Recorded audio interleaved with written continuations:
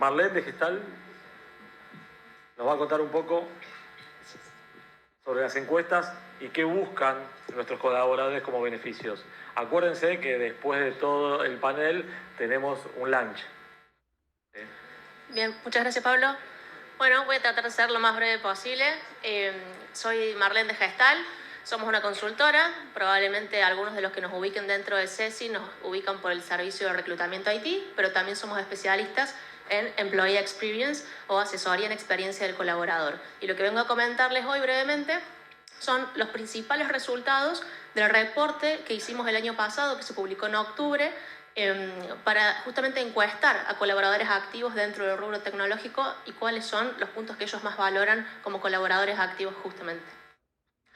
¿Por qué hacemos este estudio? Digamos, fue el primero que hicimos, porque nos interesa ayudar a que cada vez más empresas puedan tener información válida a modo de benchmarking para brindar la mejor experiencia posible a sus colaboradores y también seguir generando conciencia de la importancia del People Analytics y la gestión basada en datos dentro de lo que son las áreas de talento. ¿Bien? Antes de empezar a contarles los principales insights del estudio y de la encuesta que hicimos, un breve repaso de qué hablamos cuando hablamos de Employee Experience, ¿sí? Employee Experience es una metodología que está basada en el diseño centrado en el usuario, ¿sí? Como toda metodología centrada en el usuario implica que tenemos que tener una visión a largo plazo, ¿sí? Que debemos tener también claridad e incorporar al menos estos tres pilares. Un fuerte mindset de nuestra cultura que tenga genuinamente foco en las personas, ¿sí? Ese interés. Que tengamos métricas, ¿sí? People Analytics, mecanismos que nos permitan recolectar información para conocer a ese usuario justamente para el cual vamos a diseñar después, que es el tercer pilar. Conociendo bien a nuestros colaboradores, teniendo información válida, probablemente con más de una encuesta al año, por favor, ¿sí?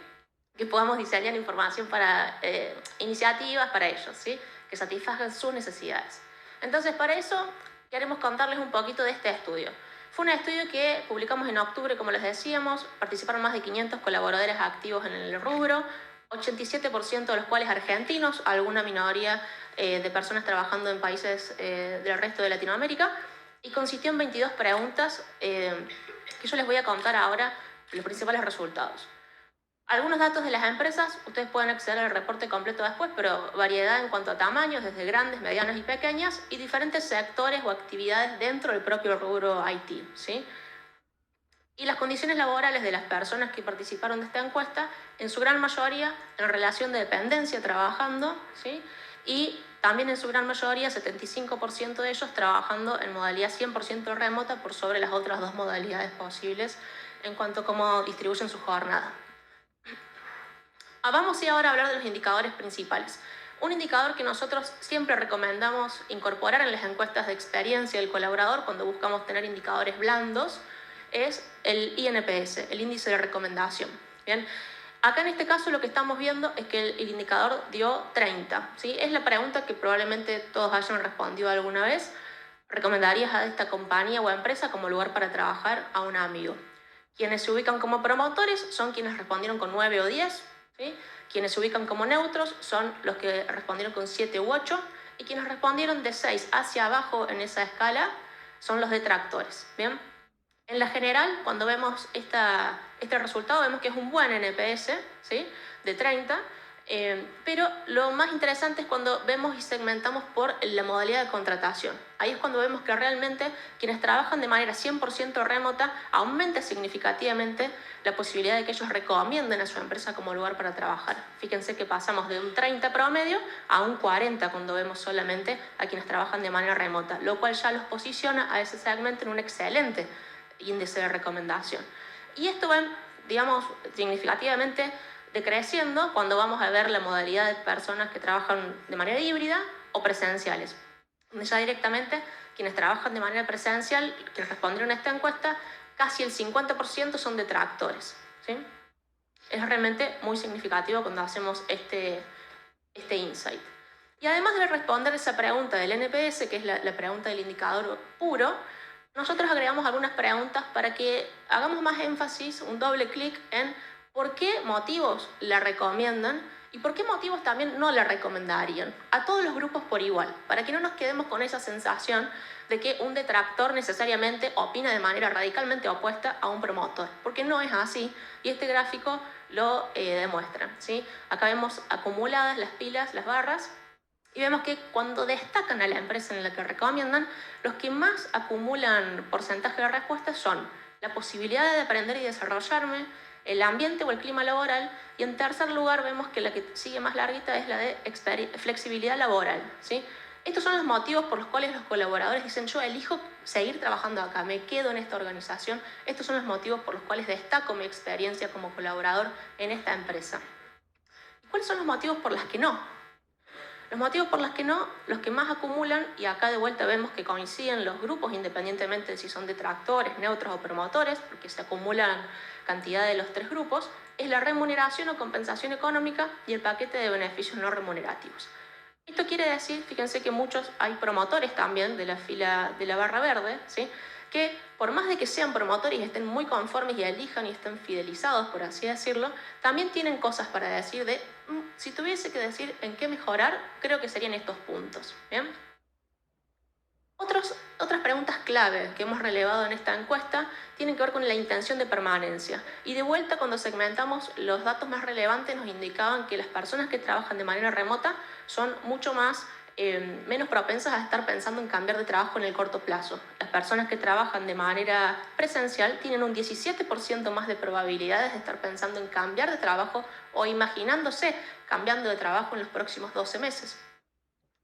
Y de la misma manera, en cuanto al indicador de posición ante el mercado, si están dispuestos a escuchar ofertas, si no, o si están en búsqueda activa. De la misma manera, las personas que trabajan de manera 100% presencial mostraban tener un 12% más de posibilidades de estar escuchando ofertas en comparación a quienes trabajaban con otras modalidades. Algunas conclusiones que les quiero compartir, y el reporte completo también lo pueden ver después, pero de esto que les traje hasta acá. El primero, el gran impacto que tiene la modalidad de trabajo, ¿no?, en la experiencia de los colaboradores hoy en día en este rubro, ¿sí? El 50% prácticamente de las personas que participaron de este estudio, que trabajan de manera presencial en industria, están siendo detractores. Eso es lo que nos indica este primer estudio que hemos hecho.